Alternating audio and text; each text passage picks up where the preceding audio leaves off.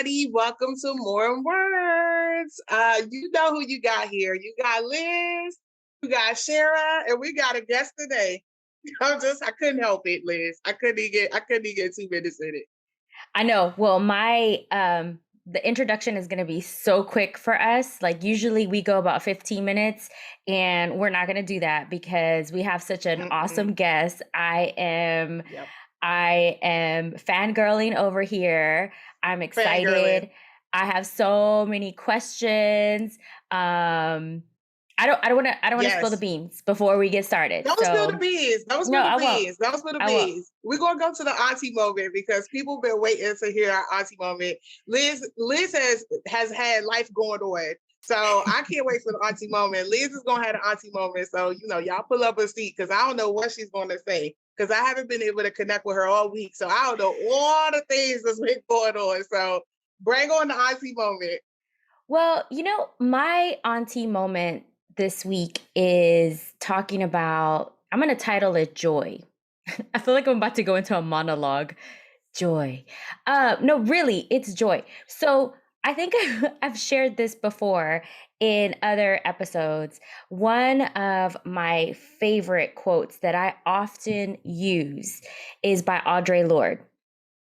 And she says, caring for myself is not self-indulgence. It is self-preservation.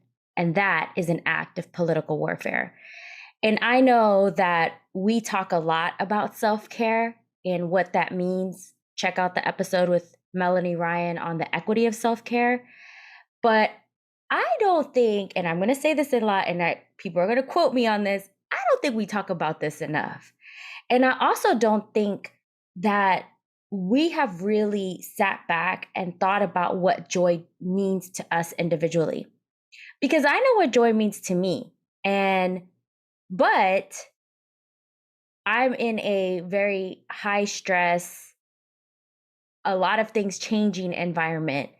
And you know what? I put self-care in the background because I feel like I don't have time for it, because I feel like it's taking up too much of my time, where I have all these other things and all these other little people getting my attention.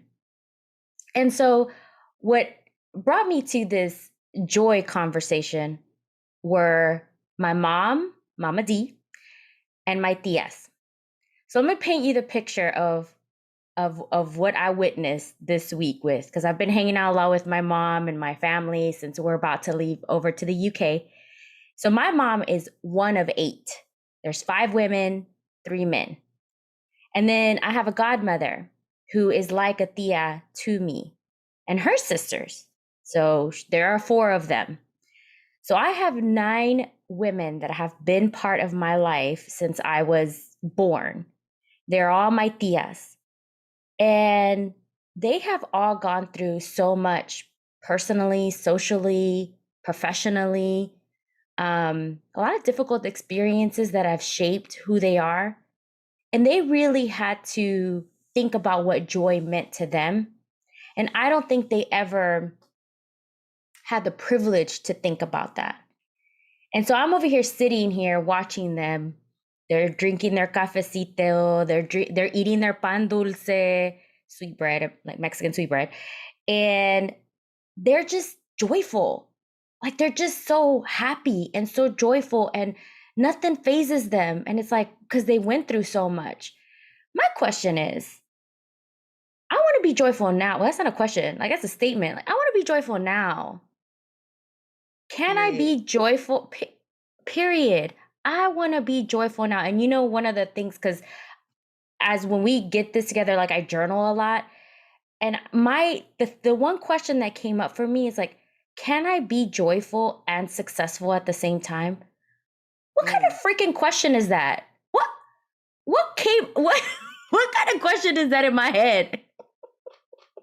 Well, first of all, that we often have to choose between those things, right?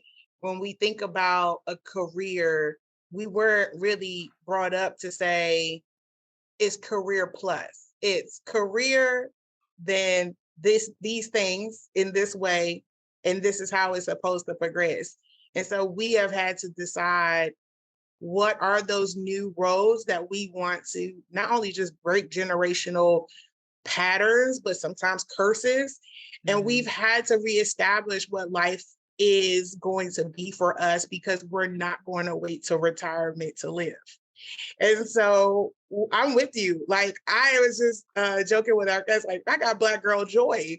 And, typically that's not something you start off with, right? Like, it's not something you just like casually bring into the conversation, but given all the things that we've had to go through, right?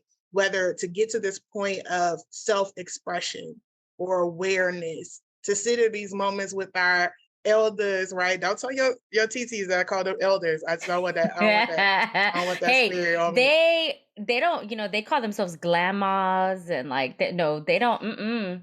They're all, So don't tell them. not all of them. Just cut past this. Tell them to start it right here at this point on. They are the When they most listen. fabulous set of tias that you've ever seen. But you have a good point, Shara. And a lot of my clients, and this is why it keeps coming up, a lot of my coaching clients come from underrepresented groups. Most of them are women. They're women of color. And joy is a constant theme in our conversations. And it's either I want XYZ and to be joyful, or I want, and this is my favorite one, and one of my clients actually taught me this. So I love it when clients teach me things, which is every day. But this was something that stuck to me and will stuck for me. She's like, I won't allow people to rob me of my joy. I was like, in session, you don't need me anymore. Period. You done pay all your money. You get all your coins. You collect all your coins at the end. I paid her. I paid her. I was like, here you go. And it's like, and I know we have our reflection time at the end of our session, but I want to ask the audience or our listeners, the audience, look at me. I'm with Arsenio Hall. I was like, where they at? I don't know. They somewhere. But I want to bring the moment of reflection now, and then we'll bring another moment of reflection at the end. What does joy mean to you? And what holds you back from feeling that you aren't deserving of joy right now? Not tomorrow. Right now. Not because I have like 20 something years before I can retire. That is way too long for me to be waiting for joy to come around. Yes. I'm not going to lie to you. I think that this question would have been different if you would have asked me pre-pandemic. Not to note, just FYI, we still in it for anybody who didn't get the memo. But really, one of the things that I would say now is that I had to define and literally go to the dictionary and look up joy versus happiness, because I didn't know the difference between them. And I was thinking that I was experiencing them very similarly.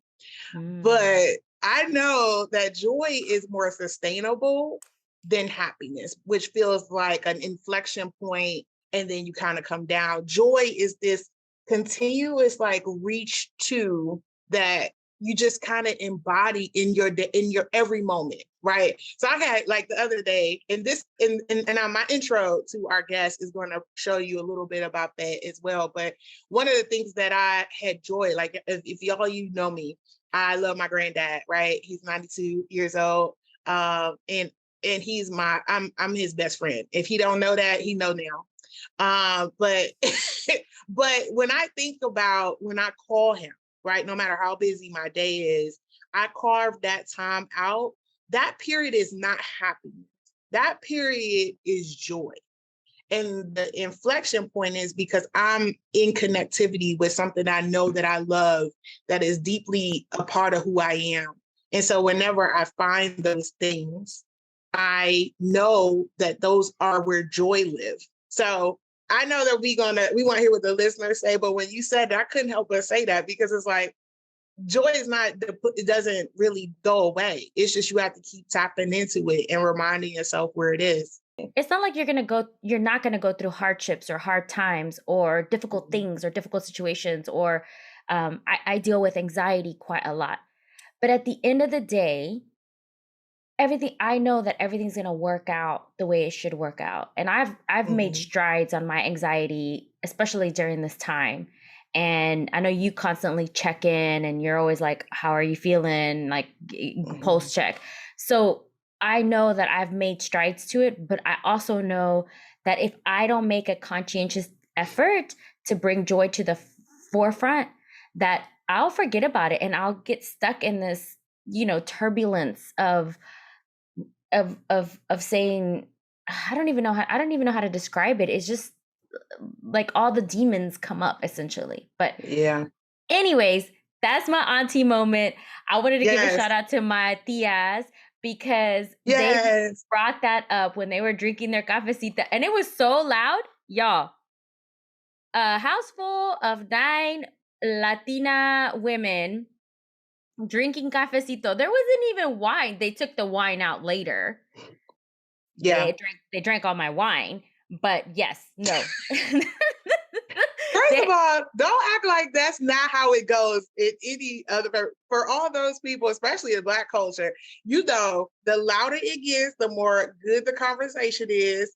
It's not yelling. It's just that everybody needs to be heard at this increased volume so that you know that the party has gotten started. I feel like it's those triggers, right? It's like letting you know you should be in this room with us if you of a certain age. Don't come in here, kids. Don't come in here. This is not your time. If this elevation with the aunties and the grandparents and, the neighbors who smell some food on the grill, or that person who always coming to eat when you say, oh, I'm going over to such and such house and they just happen to show up. You know that person. We all got that person who be like, so what y'all doing today? I'm just going to come on down. And they bring mine is my niece and she brings her Tupperware. It's like this Tupperware that has like Tupperware against Tupperware. And I was like, what are you doing? And she's like, I'm hungry. Like, y'all got food. So I bring my foil. I bring my aluminum foil. And I know our launch party. You brought our. There you go, judging me. I know my people. I know my people. My people was like, y'all think y'all got leftovers? So who leaving with them?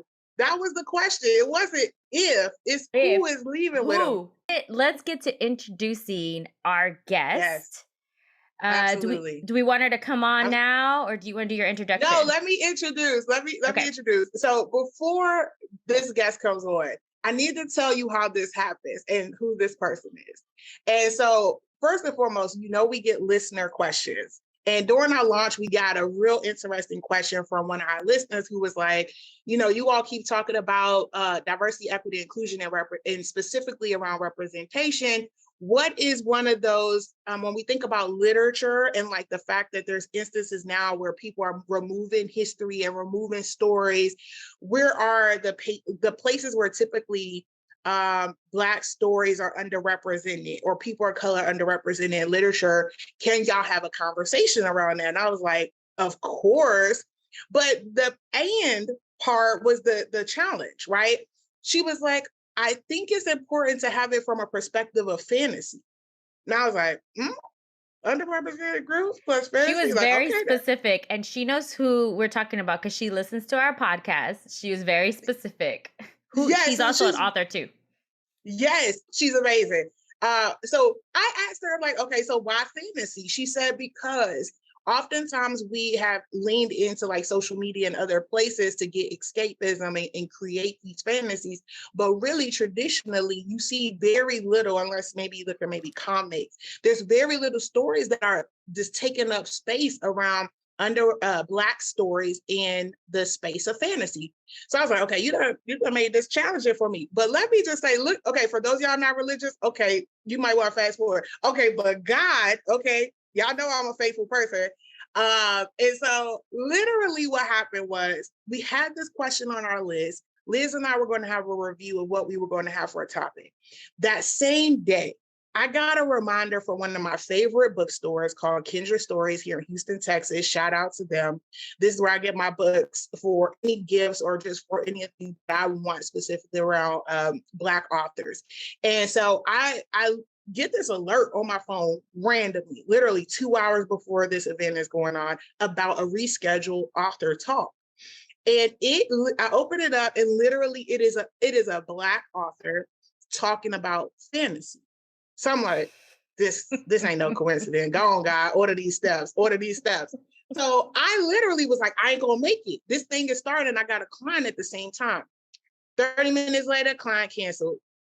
So client cancels. I literally okay, I literally got less than an hour to get to this place. I literally get in the car.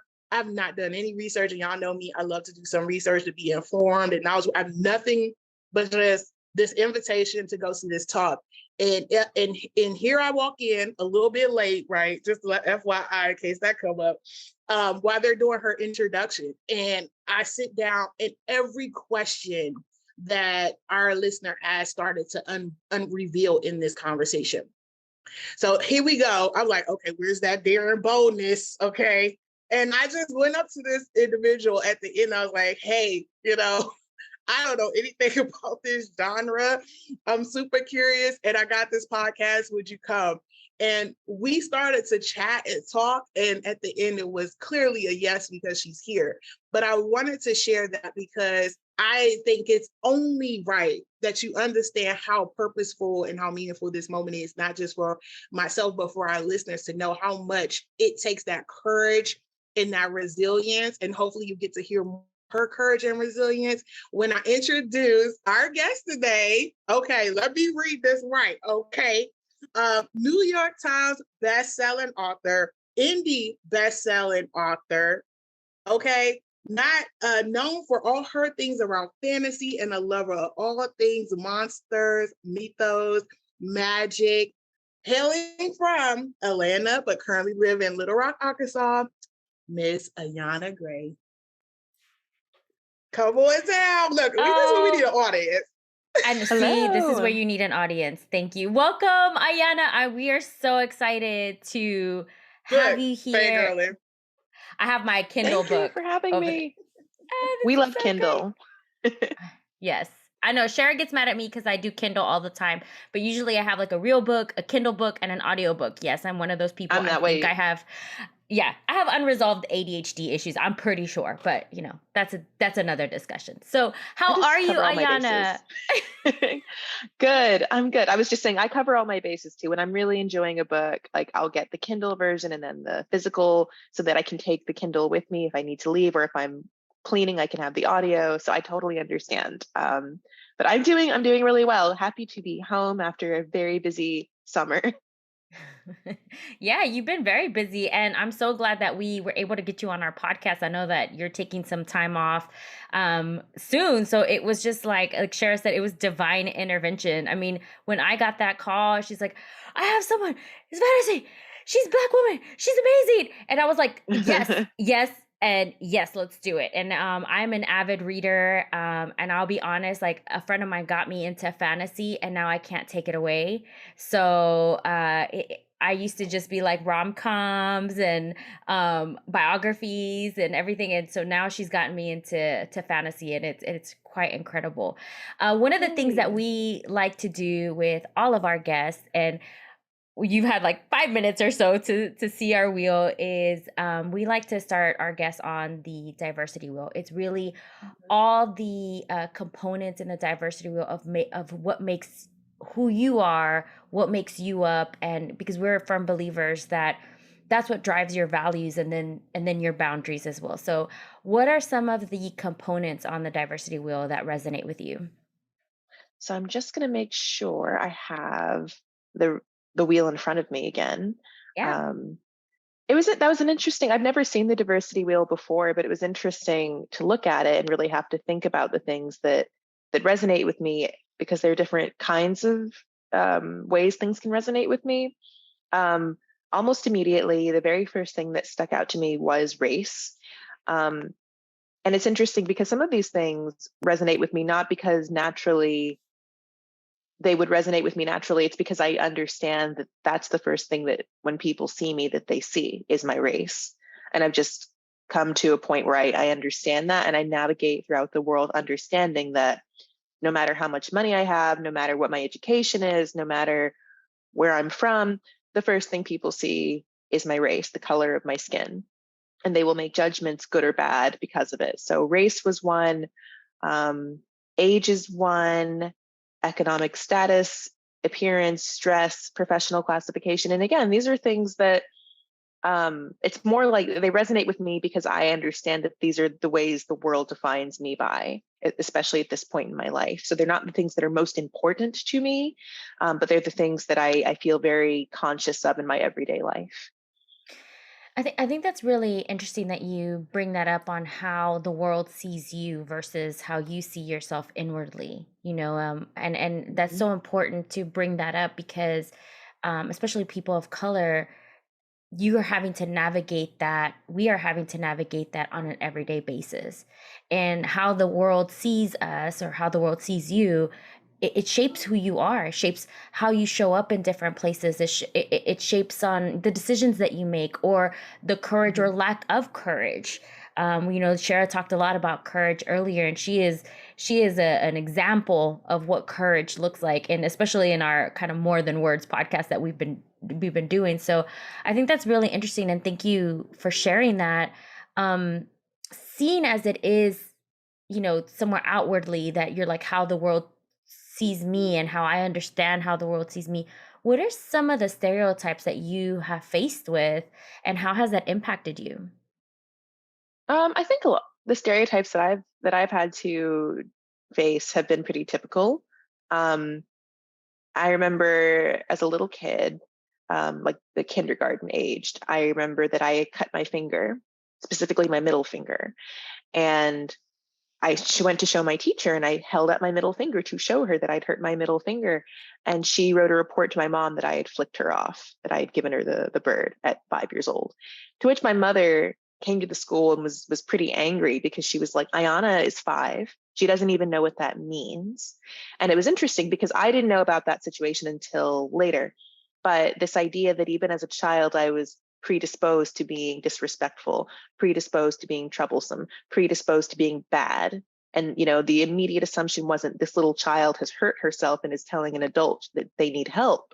It's she's doing something disrespectful. And that was the immediate assumption. And I watched that happen to my brother, especially as a little Black boy. And I watched it happen to my little sister.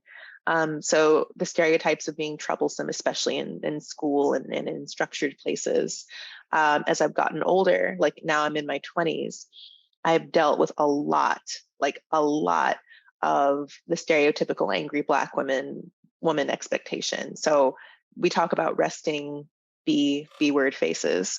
And I've had to consciously work on my face, meaning I have to consciously make sure that I look approachable, and not just kind of approachable, but very approachable, because my approachable isn't the same as someone else's approachable. In the workplace, now that we're all, during the pandemic, we were all totally virtual. So my face was especially highlighted. And I got comments from people that Ayana doesn't look very friendly. Ayana is stone faced. Ayana's this, which I pointed out was interesting because there were white male colleagues of mine who did the exact same thing, but were never called out for it. I remember one time at another job, I was standing like on the other side of the room, and I was telling a joke and making expressions while I was telling the joke. And somebody was like, "Oh my gosh, is Ayana angry? What happened?" And I was like, "I was just telling a joke." And so this perception that, that anger is my default, um, getting, when specifically men exhibit certain personality traits like confidence, like demanding quality work, these kinds of things. When they do it, it's being professional, it's okay, it's just them setting standards.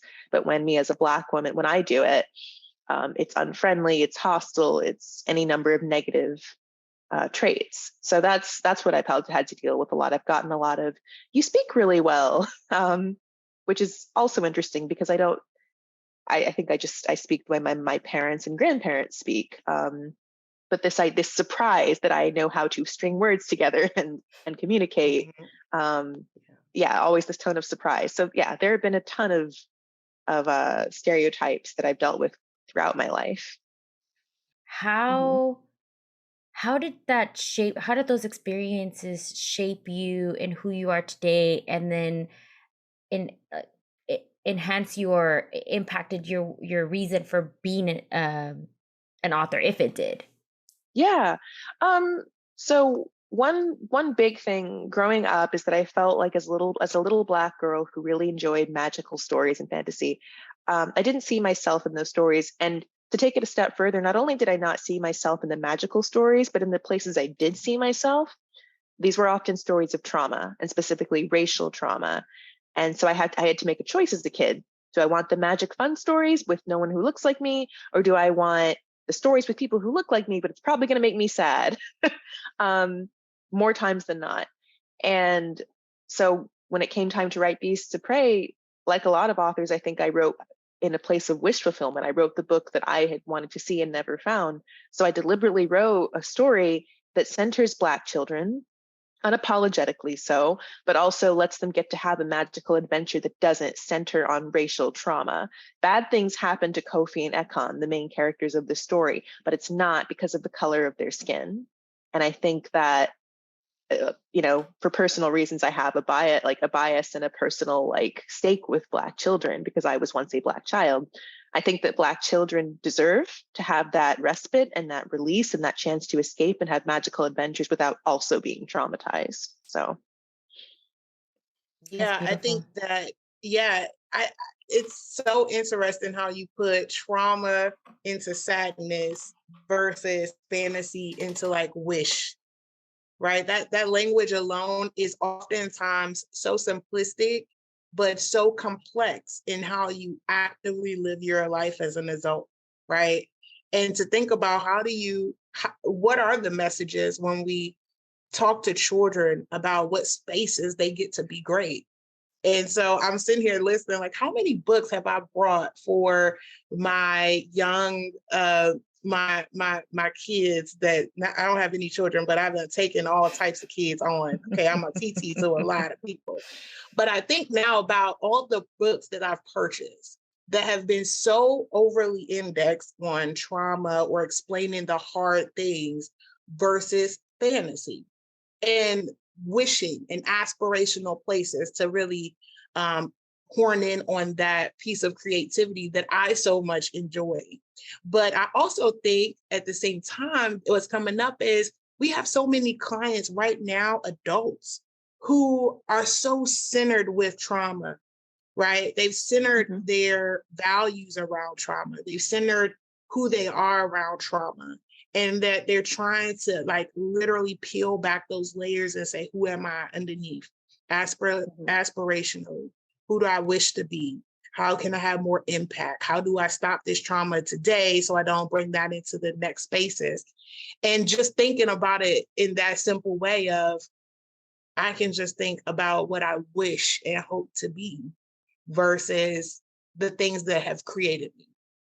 So with that said, I'm curious, right? I'm curious to understand. I don't even understand enough about how a person becomes an author, especially a New York Times bestselling author. I couldn't help it. I had to put that Black girl magic on it. But what is that journey? If with these things, stereotypes and microaggressions and all of these things kind of in the space of why you should not. How do you aspire to be in this industry with these types of stories? Oh, I think as simple as it may sound, it starts with doing what you love. I write not because as a kid, I didn't write because I wanted to be a New York Times bestseller or make a ton of money or anything like that. I wrote because it made me happy and it brought me joy. And I'm not an athletic person, but I knew the thing I was good at was books.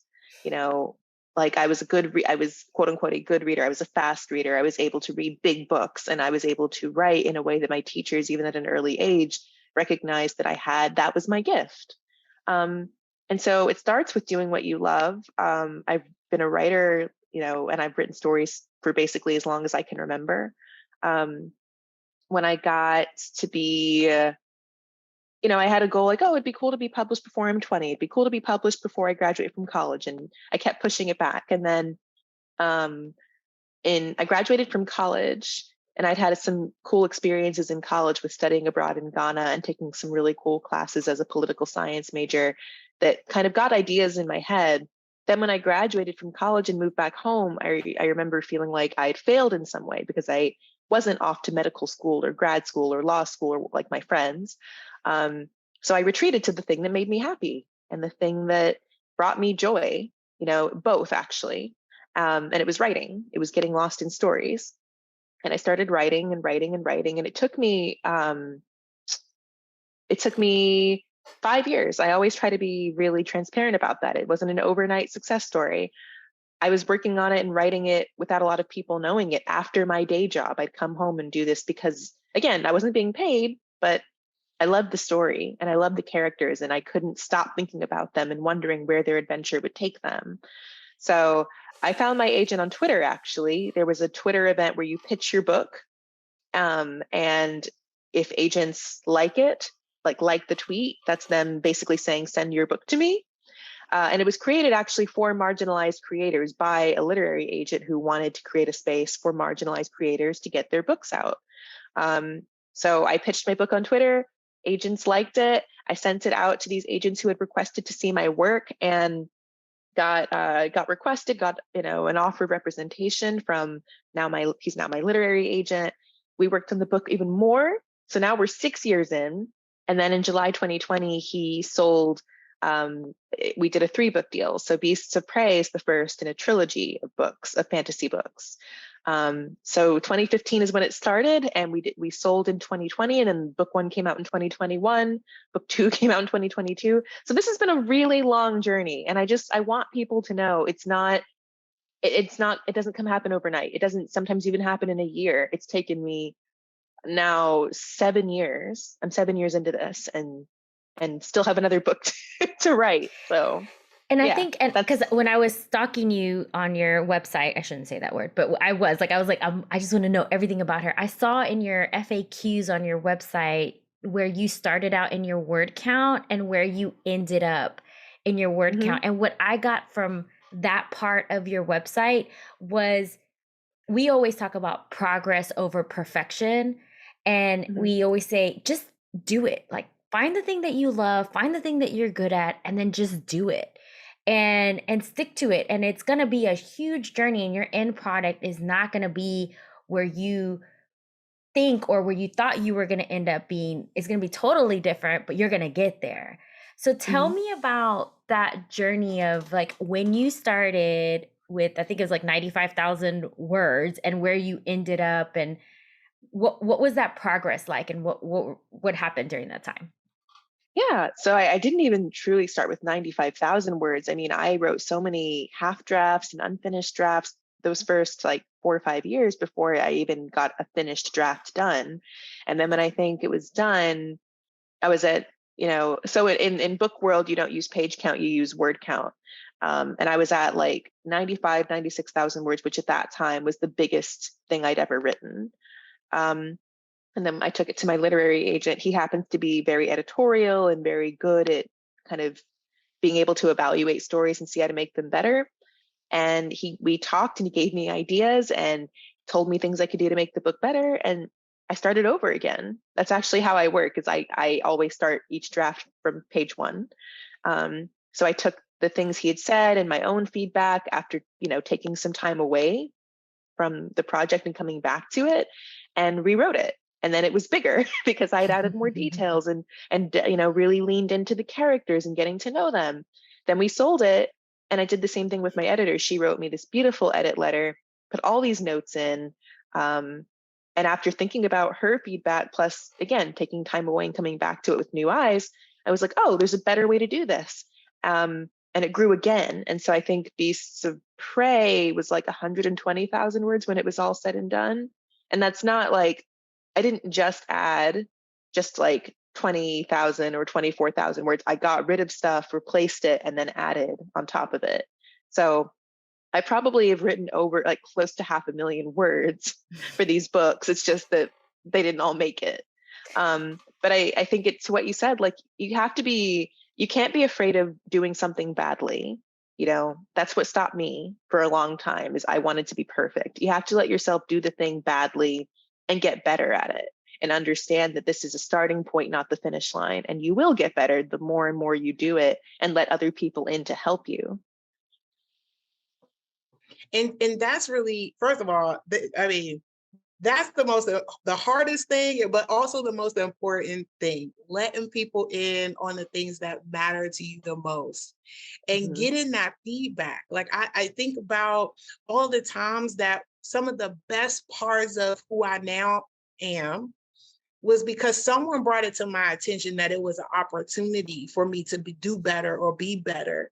And it takes such a big effort, right, to be open-minded and have a growth mindset or an abundance mindset, to think about the intention that this person is trying to offer you, right, to be your best self. Because candidly speaking, I'm not the most trusting person, but when I think about my experiences, right, the things that's happened to me, though, how the world has shaped me, my upbringing, those things, to dispel all that and remove it, right, and to just say, no, this is what I'm here to do. And these are the people who are coming in to help and support me. And it doesn't have to be perfect. I'm just going to follow and be faithful in the process. Is a really bold move. It is. So what did it feel like in those moments of like this 7-year journey? And how does it feel now? Oh, I think I'm still processing it in a way. Like, some of it I'm still going through, like I just published my second book last week, a week ago from today.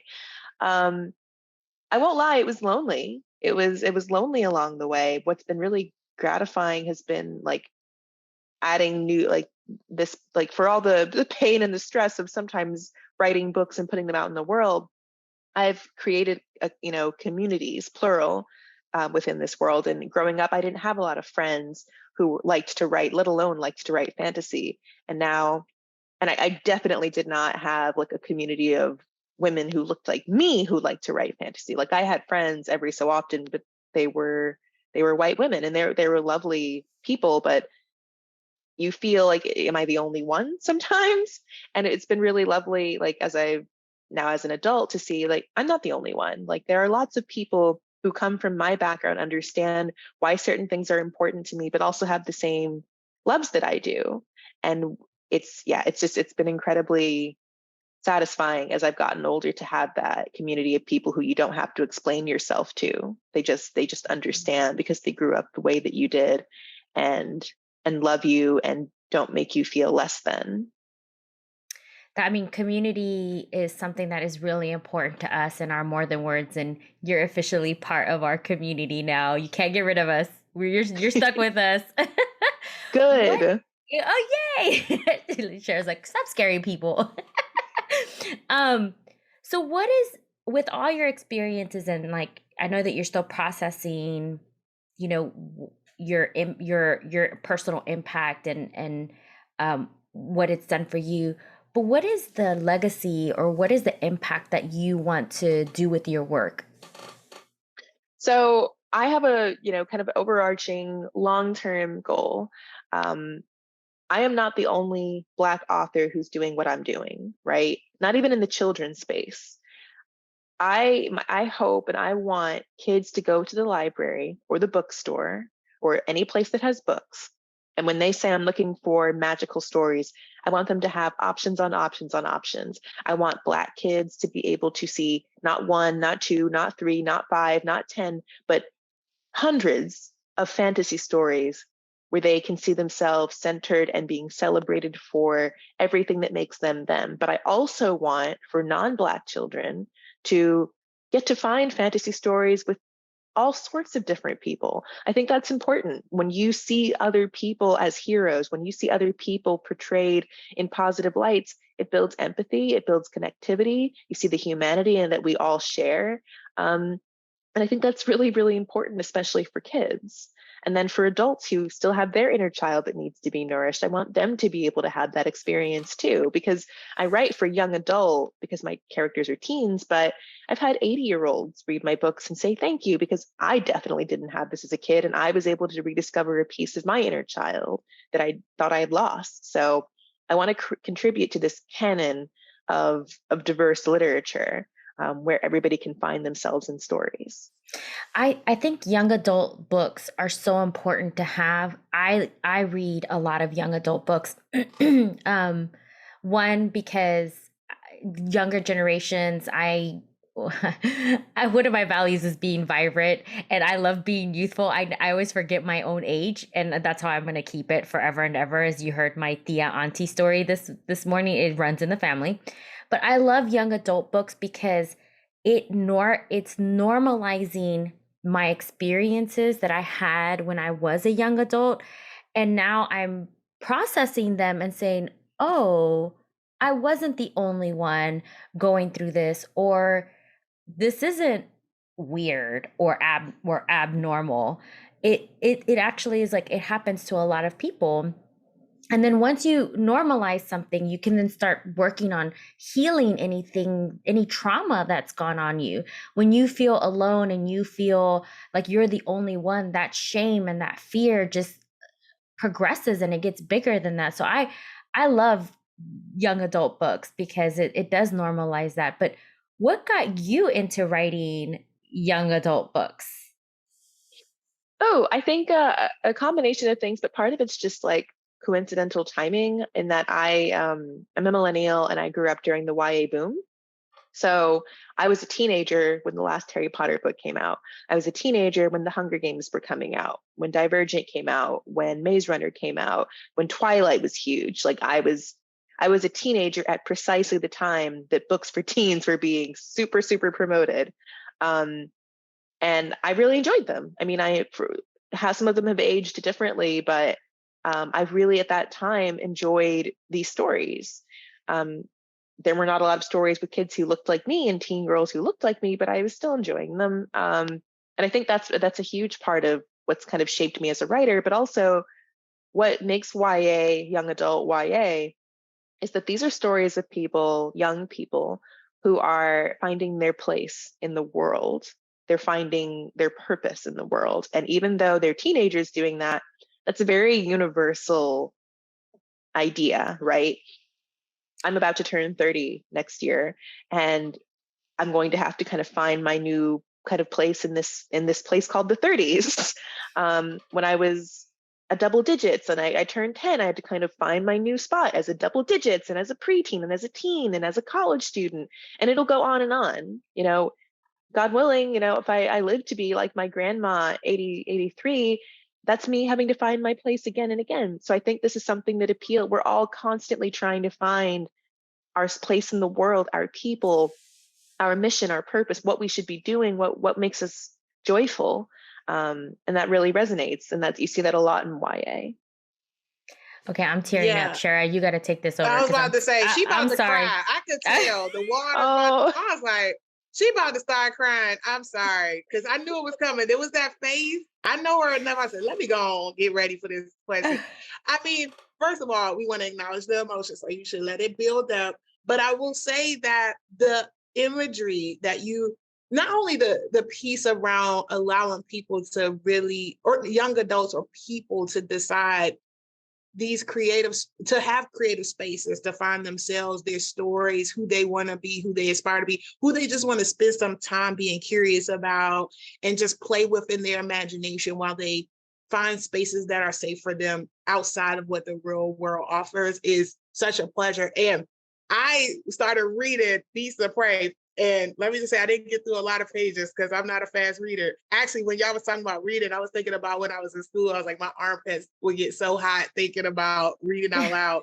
But Liz and I, first of all, for the audience and for yourself, Liz and I worked overseas in Equatorial Guinea for about 5 years, or a little over 5 years, maybe for Liz.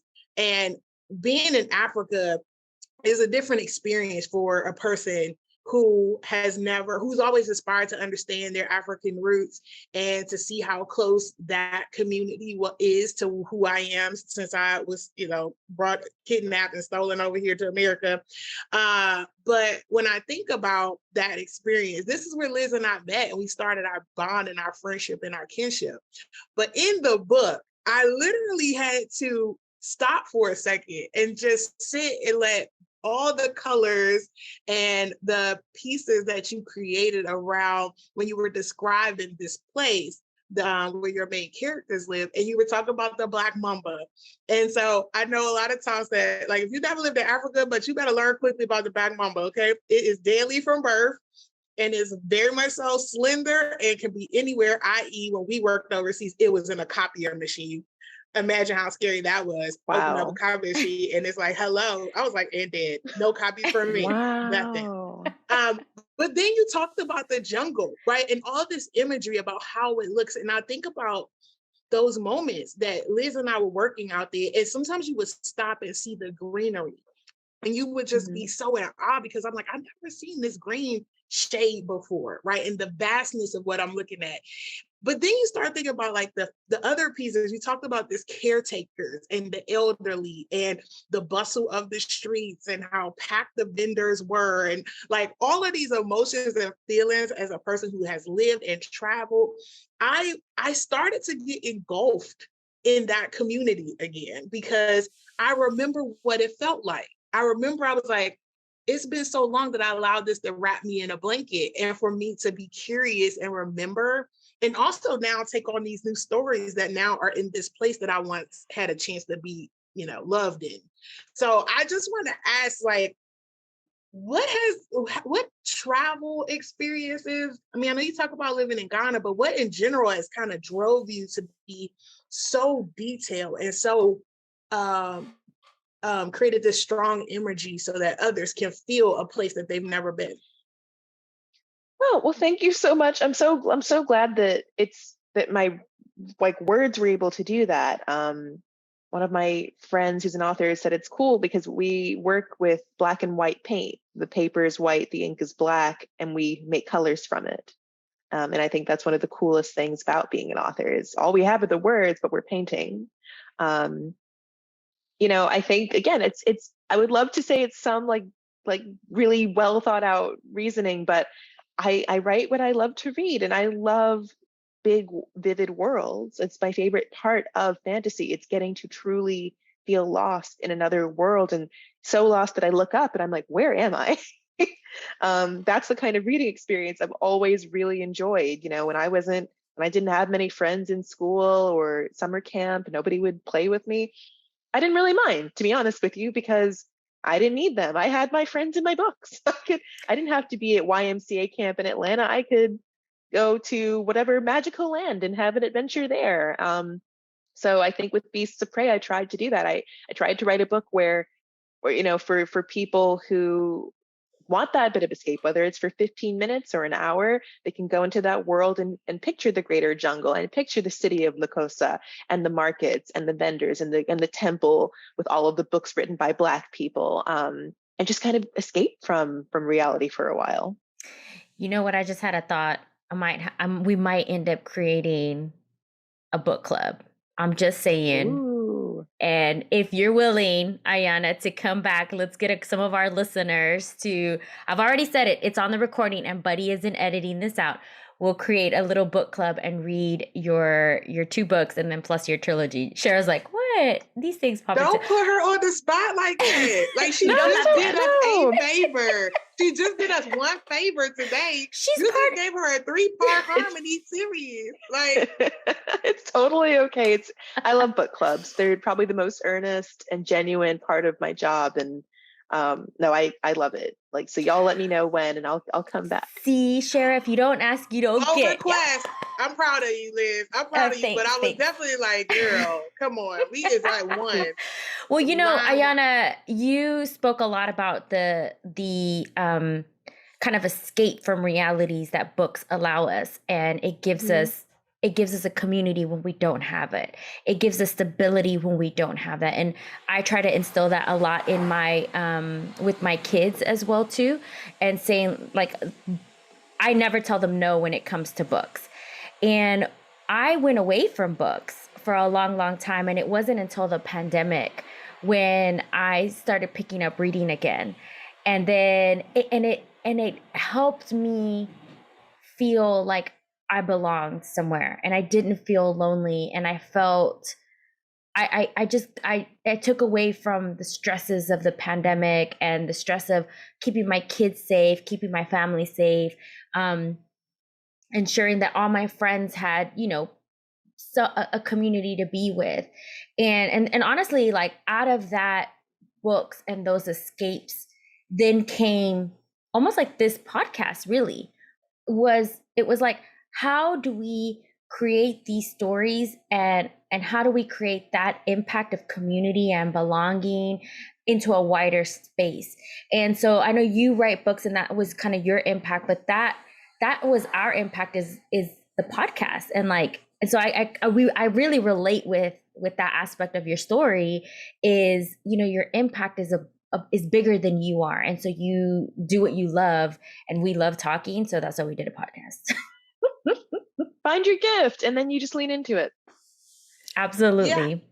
Well, I have a question because, you know, a lot of our listeners, you know, are trying to grow in the moment, and they're not 100% sure or feel confident sometimes about whether or not they're on the right path. And oftentimes in our coaching practice, we hear a lot of things around, oh, well, you know, I just got a new job, or, you know, I just had a child, or, you know, I'm moving, like, just layer it, right? You know, my commute is long, whatever it is. Mm-hmm. There's all these beliefs why you shouldn't do something, right? Mm-hmm. And I know that you mentioned this in your author talk about, you know, that you have a demanding timeline, not just in your being an author, but in your life, right? Like that you require a level of creativity to kind of engage within yourself to kind of build these places. But mm-hmm. I guess one of the things I guess we want to understand that often is what our clients ask about, right? And our listeners ask about, which is, you know, how do you once you decide that something is important to you, what are those systems that you put in place to look after yourself or have self-care or to protect it? You know, I'll admit very freely, I'm still working on this. It's probably going to be a lifelong journey to learning how to be creative, how to establish boundaries, how to find balance, especially as a self-employed person. There are a few little things that have helped me, and I didn't think about it till recently, but I started creating, I don't know if you all have seen bullet journals. There are lots of different kinds. I made my own on like Google Excel, but basically you have vertically, you have a list of things that you want to accomplish in each day. And then you have like little boxes. And every time you accomplish one of the things, you can color in the box or check off the box, whatever. They're really cute ones you can get like online. But again, I just made my own on my computer. And it's interesting because over time, I do one for each month. So over time, it's interesting. I see there are some months where, for example, I have on my list, go to bed by midnight because sleep is important. I have writing, I have drink water, I have eat a fruit or vegetable, I have talk with a loved one on there, I have exercise on there, write, whatever. And what I've noticed is that I can do all the things, but not all the time, all at once. So there might be days, for example, yesterday where I checked off, I took my siblings to lunch randomly. I exercised in the morning. I drank water. I accomplished all these things here. I got writing done, but I didn't go to bed by midnight. I just couldn't. I had too many other things. And I looked up and suddenly it was past midnight. And it's a reminder, a visual reminder to me that I can get things done. It's okay if I don't check off everything on my list every day. It's okay if sometimes I do I may not write, but I got to bed early and I had quality time with my spouse or my parents or my sibling. I took my dog for a walk. I read something that I really enjoyed. I learned something new. So I think for me anyway, visually seeing that and being like, hey, I actually did accomplish some things today. I don't have to feel bad about that has been really helpful. Turning my phone off, really utilizing that do not disturb option has been a game changer, especially I have an iPhone and now there are different kinds of do not disturb. So I can have do not disturb except for my family. I can have do not disturb except for this block of time, and my phone doesn't ring. And I don't feel like I have to check it or have it in my hand all the time. And I can utilize that time to go take a walk, to go read, to go clean my apartment because I like to clean. And that's a boundary. that I'm kind of putting up, for my mental health and saying, I don't want to be on social media right now. So I'm trying out new things all the time, but I think, as long as you are trying, that's what counts. Like there are days when I don't feel like I have any boundaries and people are messaging me up at all ends, and I feel like I feel obligated to answer everybody, and I feel like I'm not doing a very good job. And then there are days when I'm really good at being like, no, today I'm going to go with my spouse and we're going to take a drive, and I'm not going to look at my phone today. I'm just not. So as long as you are trying, that's what counts. You and Liz must be kindred spirits, because I'm telling you right now, if you have put all our podcasts together, this is that piece about self-care and the little things is what Liz has been so passionate in elevating, because one of the things about it is we've made self-care so complex. So I love the simplicity of the bullets, because I like to check things off. I'm that person. Yeah, I'm like, me too. Once I check it off, I'll be like, I did something today. Yeah, it's really satisfying. It's really satisfying, actually. And like people make designs, so people will have like red and orange and yellow and do pretty colors. I don't do that. Where It's are my actually highlighters? really satisfying. Yeah, no, it's actually, I mean, I like checkoff lists, so it's super satisfying. I got lists and colors and like mentally, like I said, you feel bad, like, oh, my house is a mess. I didn't spend time with the kids, but maybe you got up early and exercised. Like visually seeing, hey, you did accomplish some things today or this month, I think is really good for your mental health.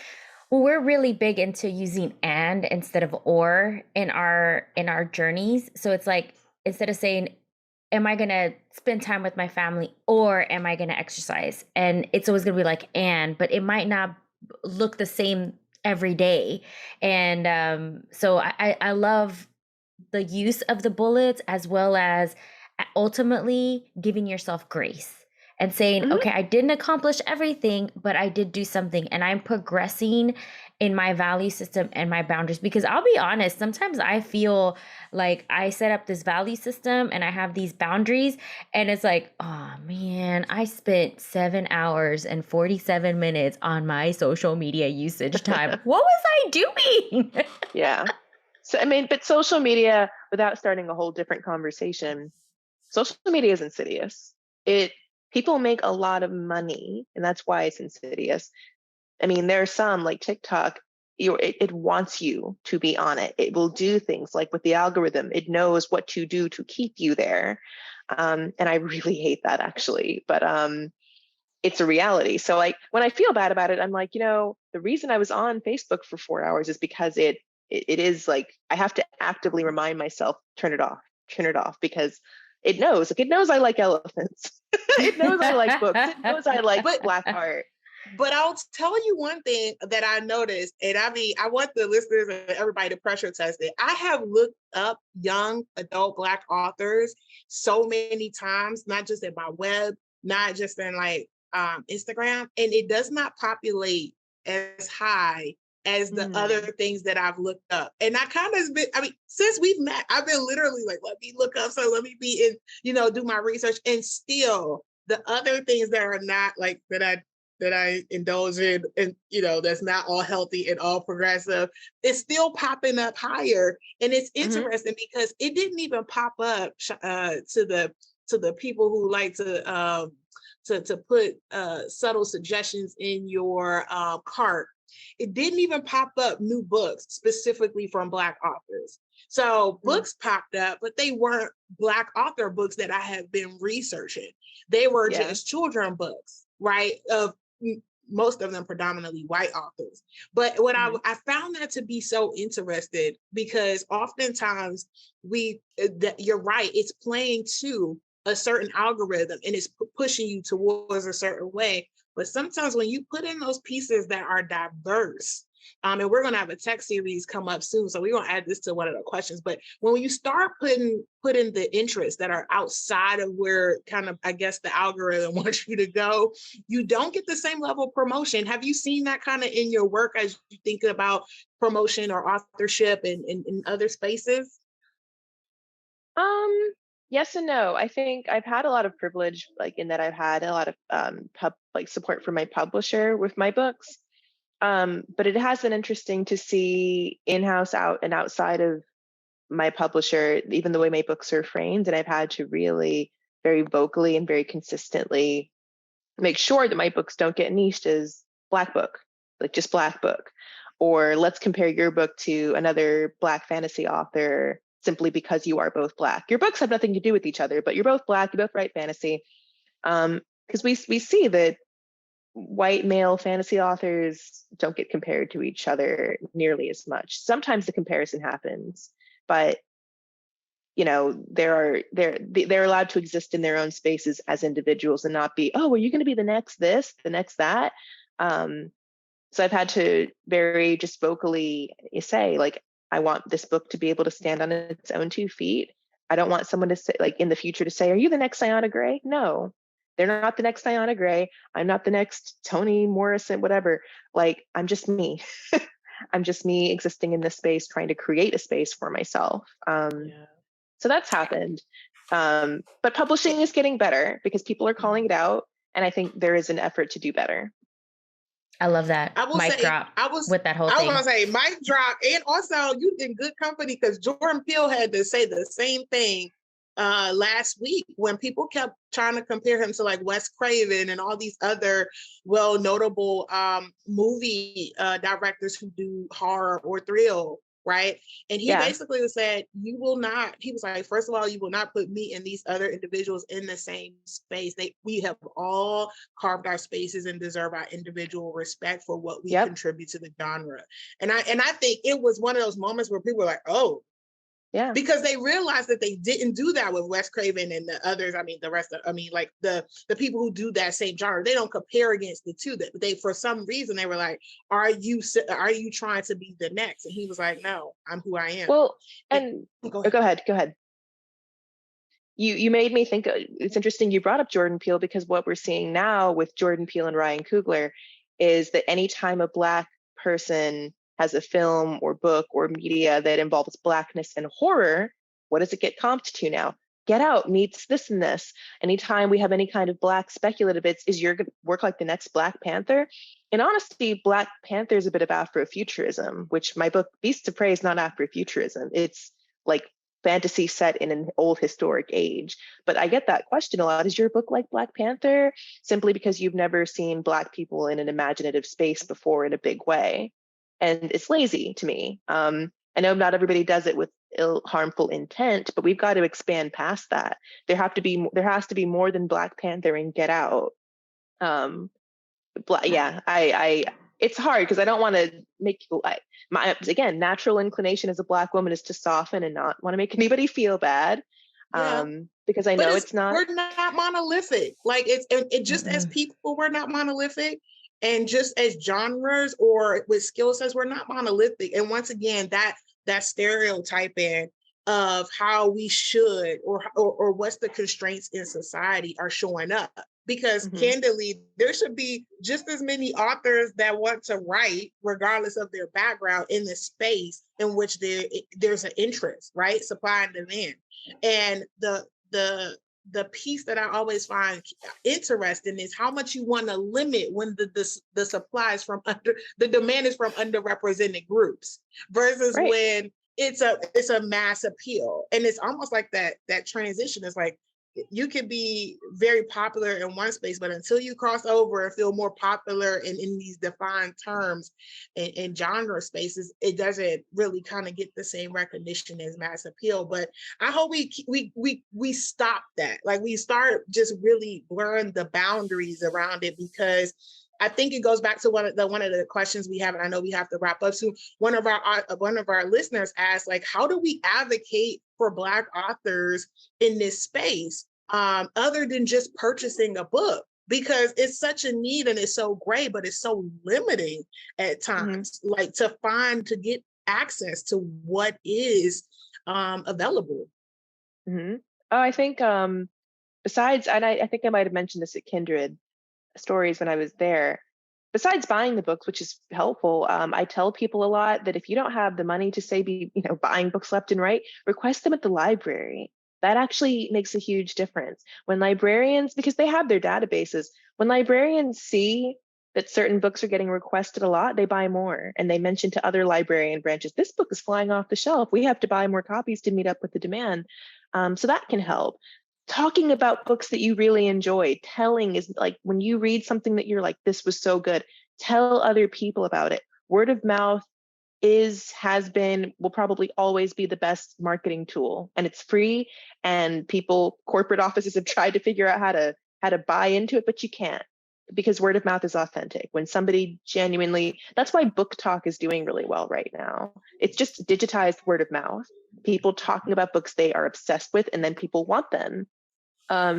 So, buying and talking about it, all of those things are helpful. When you hear about a Black author coming to your local town, coming and showing a big crowd so that their publisher can see, oh, there is an audience and people who want more of your stories. Because publishing is very calculating in this. They have profit and loss sheets, and they'll say, well, we gave you this much money, you've earned this much back, therefore we should pay you this, or we should buy more books from you. Like, it's very mathematical in that sense. So every library request, purchase, recommendation counts. Those are the things I would say for Black y'all authors hear specifically. it, y'all. Go buy your books. Buy it on Kindle and on your library and physical copies, and we're gonna have our book club. Yeah. I gotta do a shout out to Black-owned bookstores, okay? Yes. Go first. I know it may be a little bit more work. Go get them, please. Just try. If you're a hard copy person. Yes. I know we have to wrap up, but one last thing, and then Liz will send us into reflection. But what are some of the resources or tools that you found as an author to be very useful for you? And the reason I ask this question is because there's a number of listeners who have either aspired to write or publish themselves, but also I was curious because when I was at that author talk, it was 3 other authors in the room, and they all were like in this community, and each one was like, you were a reason for this. And it was this conversation that I was like, okay, so first of all, how does this work? And what are the resources and tools to kind of make this space available for people of color or Black authors? So yeah. So as much as I've just decried social media and said I hate it, and I still have an if relationship with it, when I was in the early parts of my publishing journey, Twitter was really helpful for me finding people, especially finding people of color who were trying to do what I was trying to do. There are events this is a great time. It's August. In 2-3 months, National Novel Writing Month is in November. And it's free, and you just sign up and make an account. And it's this thing for a month where you're writing a little bit each day with a big community of people. I found a lot of friends through that. So I utilize social media to connect with people and ask questions and say, hey, have you heard about this agent? Or what do you think of this? Just asking very honest, candid questions. And some people will respond, some people won't. Focus on the people who do. That's how I've built my community. I love Scrivener, just to be a total nerd. When it comes to straight up writing, Scrivener is a really cool bit of software. I think it's $50 one time, and it's really cool for writing. So I love using Scrivener. And then books, people underestimate it, but I love reading as a way to refill my creative well. Reading books, watching movies, listening to music, these things that bring me joy in my personal life that kind of make me remember why I enjoy storytelling. So what are the books that you're currently reading now? Just to give a shout out. Oh, you put me on the spot. What am I reading? I'm reading a really cool adult fantasy, actually. So it's like a con. I love cons and heists, and it's a Venetian kind of Renaissance era story called Mask of Mirrors. It's so good. Big world building. So again, I love reading big world building, and I like writing it. I just finished Game of Thrones, actually, after putting it off for many years. That takes a commitment, because I started. I listened to the first one, and it was 27 hours of listening, and I was like, oh my gosh, this is a commitment. Yes, and then House of Marion, which JL, who is a Houston-based author, the announcement for that book finally came out the day Beasts of Ruin came out, so it's not a secret anymore. It's she pitched it as kind of Black Bridgerton, But this girl whose grandmother is the head of a kind of debutante society, and she finds out that she exists and goes to her and has to kind of control this sinister magic that she has and doesn't know how to control. And it's like Black glamour, but also like all the trappings of YA fantasy in there. And there's a boy who is like, they're not friends at all at first, enemies to lovers, and like it's got all the things that I really enjoy. So I'm reading, that's a big book too. I am reading that one on my Kindle, because you can send PDFs to your Kindle. So a lot of my friends, their books that are not published yet, they'll email it to me, then I'll email it to my Kindle, and that's how I read them. See, Sharon, Kindle's looking a little better and better. I'm giving you one. I have one, so you're just gonna have it. I've been trying not to take it, Ayana. I've been trying to. I literally move fast so she can't give it to me, because first and foremost, I love to listen, but I also do like to read hardcovers. So I like your book. I know, but it's not or. See what it's like you said. It's not or. It's and. So. See, y'all teaming up on me. This is y'all kindred. These kindred spirits here. Okay. I know. Well, I feel like I have another sister. I'm gonna add you to my sister list too. So stop, Liz. I know. I just have family everywhere. I'm sorry. No, it's okay. I'm like that too. I'm a Pisces. I'm just very emotional. I'm a Pisces too. Oh. See? Yeah. Listen, don't start it. Don't start it, because Liz will pick you up and start texting, emailing you like inspirational quotes. And just remind this, I'm telling you, you know what you signed up for. And everybody heard it here.